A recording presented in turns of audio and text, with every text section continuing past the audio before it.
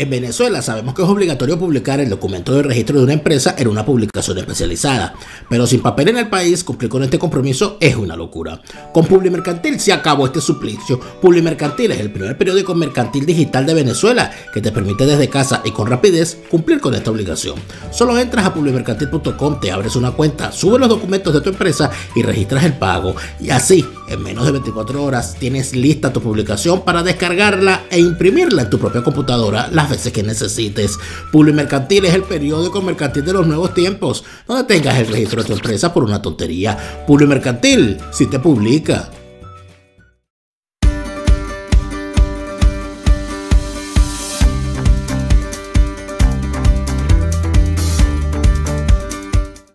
Hay una situación que muchas veces, yo diría que es como desde el punto de vista periodístico, es como un boomerang.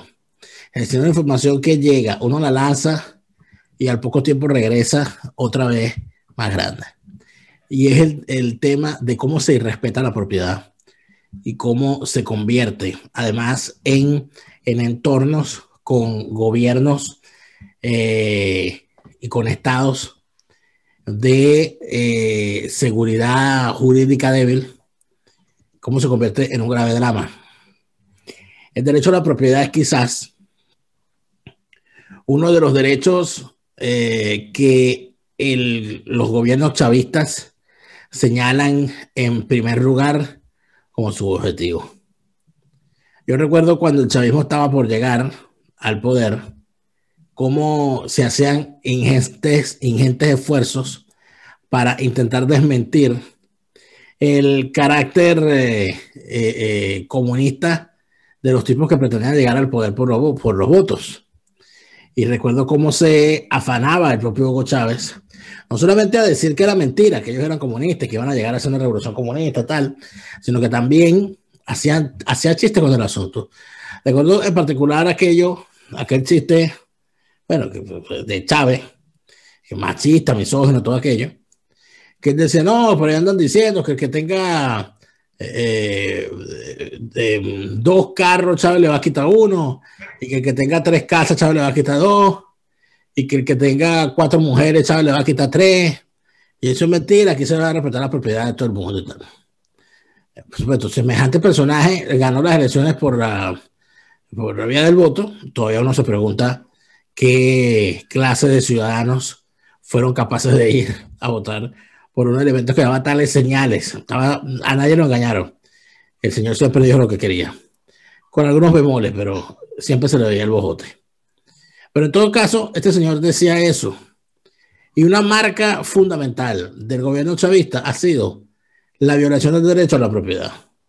Sea mediante invasiones violentas, que te llegan, se te meten en tu propiedad y ya, sea a través de invasiones silenciosas. Y eso también sería bueno analizarlo. Por supuesto, estos temas legales siempre tratamos de hablarlos con Marcelo Crobato, porque Marcelo nos permite profundizar en el asunto. Marcelo, era común antes de la llegada del chavismo al poder que una persona decidiera dejar de pagar el alquiler del apartamento donde vivía o que el arrendador le quisiera aumentar y el que estaba viviendo alquilado no estaba de acuerdo con el aumento, y en vez de hacer lo lógico que se hace en cualquier país serio, que si no estoy de acuerdo con el aumento me voy, ¿no?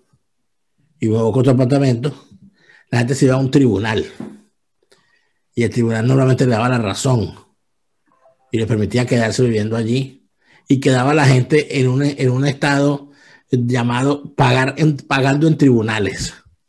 Hay que pagar el alquiler en los tribunales. Marcelo, buenas tardes, en principio, arrancando por ahí. Buenas tardes, Daniel. Buenos días a los que están allá al otro lado del charco. Un gusto estar nuevamente con todos ustedes. Marcelo, el derecho a la propiedad en Venezuela siempre como que ha sido ha sido uno de nuestros grandes problemitas, ¿no? Tenemos un problema con la propiedad.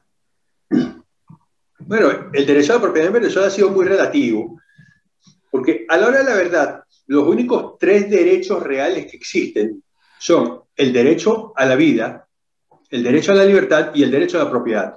Todo lo demás cuesta y hay que ganárselo.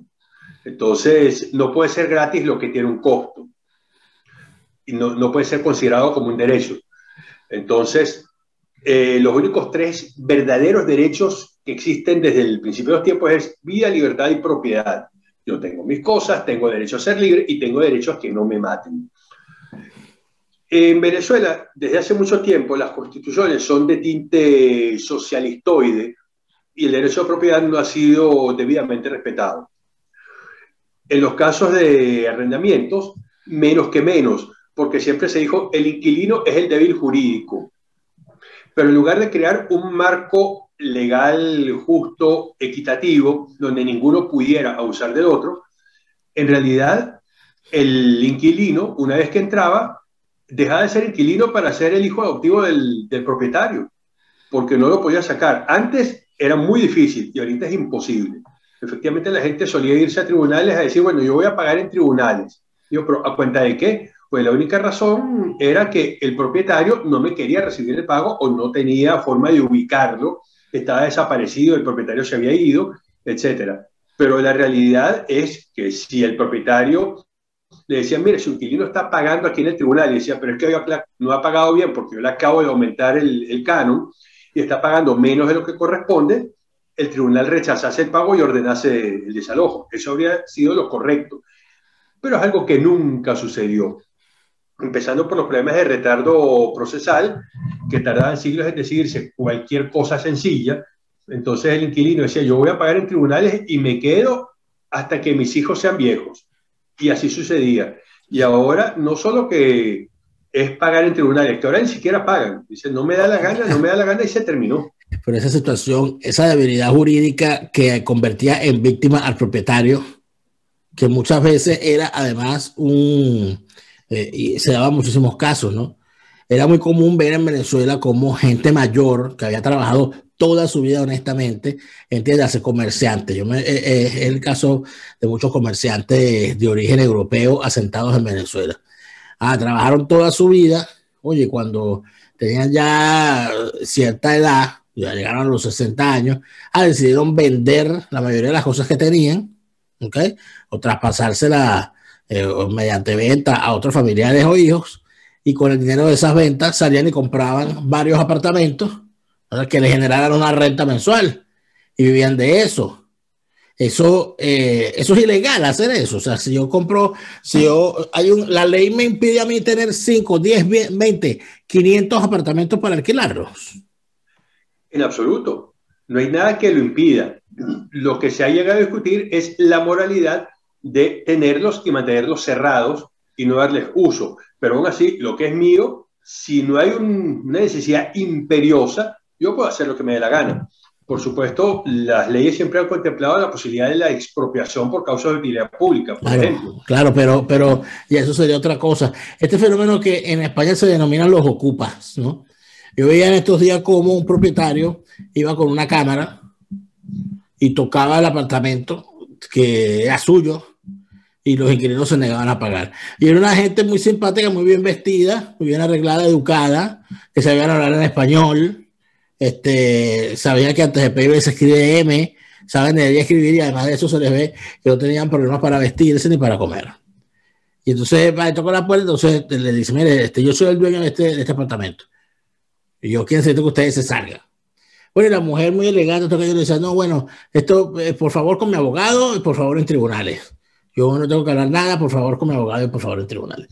Esa actitud del ocupa que vemos en España, que es más o menos la misma actitud del que se queda con un local o con una casa en Venezuela. Es una actitud, no sé si es hispana o qué, pero es una actitud que viene gracias al envalentonamiento del que se mete en un inmueble, porque sabe que el tribunal no le va a quitar la razón. Tal cual. Y es una actitud de un delincuente porque se está robando el inmueble o está robándose el disfrute del inmueble, porque el propietario seguirá siendo propietario, pero si no puede entrar a verlo, usarlo, pues no le sirve de nada. Es un saludo a la bandera. Por eso han surgido, perdón, acá en España, grupos que se encargan de desalojar a los ocupas, y son gorilas que se plantan en la puerta del apartamento y apenas el propietario abre la puerta, ellos se meten y lo que hacen a veces es que se ponen a ocupar también el departamento y le quitan espacio a los que están ahí y le hacen la vida imposible, o a veces lo sacan directamente por la fuerza. No debería ser, pero se comprende cuando no hay solución legal, el mercado necesita una solución y la solución la dan estos grupos de desalojadores de ocupas. Pero ¿cómo explicarle a un ocupa que, a los ciudadanos, a la opinión pública, que el hecho de que yo sea propietario de 10 apartamentos no te da a ti patente de cosas para invadirme uno? O sea, yo no tengo por qué, a mí me puede obligar a que yo comparta contigo nada. Esos son mis bienes, yo los estoy alquilando, yo vivo de eso, yo lo compré con mi dinero, honestamente ganado. ¿Por qué estoy obligado a alquilártelo a ti a precios viles? ¿Cómo explicarle? Porque es que tú tienes mucho. Ajá, y yo puedo tener todo lo que yo quiera según la ley me lo permita. ¿Cómo explicarle al ciudadano común eso, Marcelo? Muy difícil, porque esa es la educación socialista que se le ha dado a la gente, que piensan que si tú tienes más que yo es porque me lo robaste, no porque lo trabajaste o porque yo no hice nada. Entonces, la gente dice, bueno, tú tienes 10, podrías prestarme uno. Yo, claro, yo puedo alquilarte uno a un precio razonable. Yo no tengo por qué regalártelo. Yo no soy tu padre, tú no eres familia mía para yo tener que mantenerte. Es importante esto que estamos diciendo sobre el tema de los ocupas en España, porque en España se están viviendo cosas previas a la llegada del chavismo de Podemos al poder. Ya existía un problema con los ocupas. Lo mismo pasaba en Venezuela. Ahora, en Venezuela, sería bueno explicarle a los españoles lo que ha ido ocurriendo. Bueno, con la gran cantidad de personas que se han ido del país, han quedado muchos inmuebles solos. Pero el hecho de que no haya nadie viviendo allí no quiere decir que no tenga dueño. Ese apartamento es mío, yo me fui del país, lo tranqué, le dejé la llave a un familiar que cada cierto tiempo acude a la casa, qué sé yo, a regar las matas, a ver cómo está toda la cosa, y a recogerme los recibos y la correspondencia.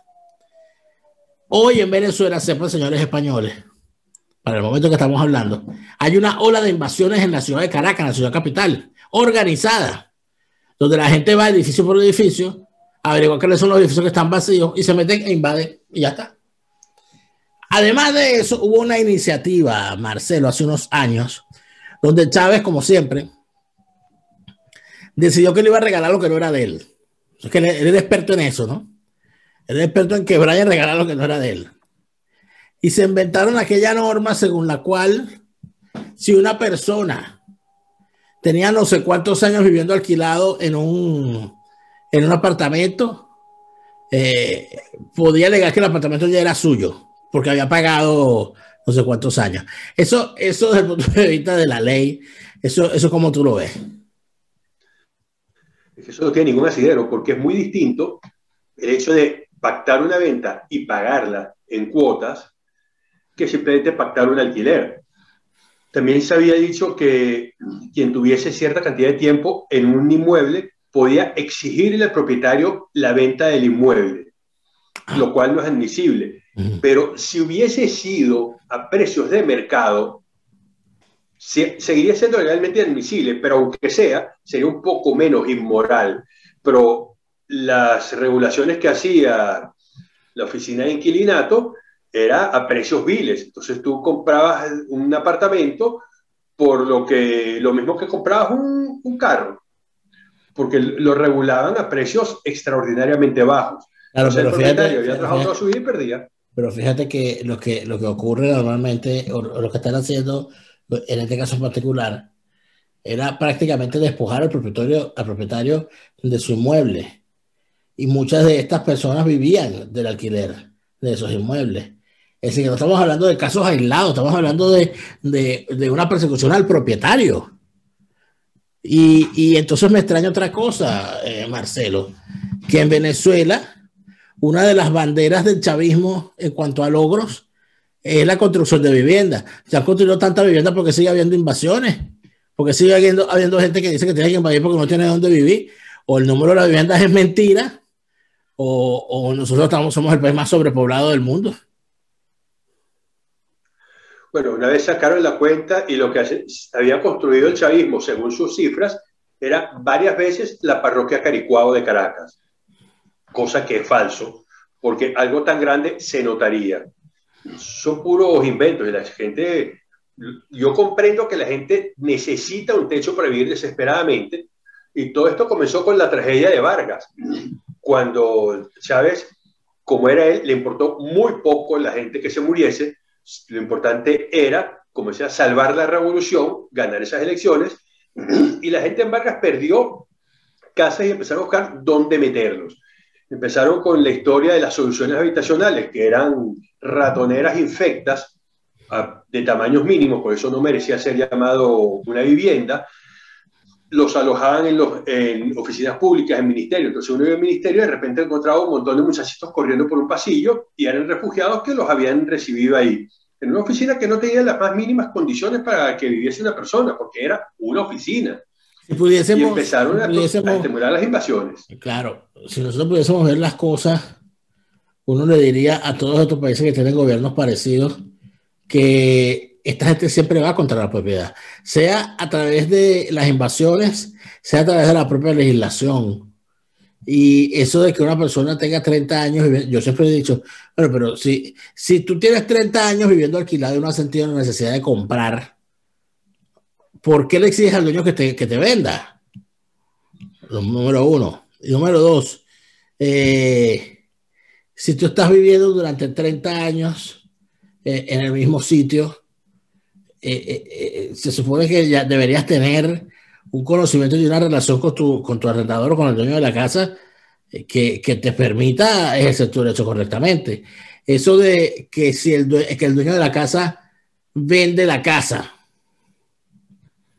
y la casa está ocupada, el ocupante de la casa tiene el derecho a tener la primera opción de compra, ¿no? De la casa, entiendo que es así. Esa norma no está del todo mal, ¿no? No, eso es admisible, porque es lógico que una persona que tiene mucho tiempo viviendo en un inmueble desee continuar. Y la normativa dice que se le debe ofrecer la casa al inquilino en las mismas condiciones que se le ofrecerá a cualquier tercero. Si el propietario lo que quiere es vender, dice, yo tengo esta casa y quiero $120,000 por ella. Bueno, a él le tiene que dar lo mismo que se lo pague el inquilino a que se lo pague un desconocido. Entonces, eso malo no está. Simplemente decirle, mira, tú tienes el derecho a hacer la primera oferta, pero igual el propietario va a tener la disposición de su inmueble y va a recibir lo que le corresponde, lo que él desea. Hasta ahí está bien. Ahora, te hago una pregunta ya para culminar esta breve conversación, Marcelo. El ocupante, el invasor de un apartamento es un ladrón, ¿no? Es un ladrón. Y como que se le puede juzgar por robo. No, hay delitos específicos en ese sentido para las invasiones, los daños a la propiedad, pero la realidad técnicamente es un ladrón, es un delincuente. Simplemente el delito no se llama robo, sino que tiene... ¿De qué se le acusa a un invasor normalmente? Se le puede acusar de la invasión y de los daños a la propiedad. Porque para entrar rompen puertas o rompen ventanas, eso ya hay un delito, y el propietario puede acusarlos por el robo del contenido del inmueble si no se lo entregan, o la apropiación indebida según las condiciones. O sea, hay mucha discusión cómo se vería eso, pero sí, todos esos delitos existen. Bien, Marcelo, te agradezco muchísimo esta conversación de la tarde de hoy. Bueno, un gusto, Daniel. Saludos a todos, esperemos que les guste. Marcelo Croatto, amigos, cuando nos tocaba revisar el tema del derecho a la propiedad, las invasiones y todo lo demás. Gracias por habernos acompañado. Será hasta la próxima semana.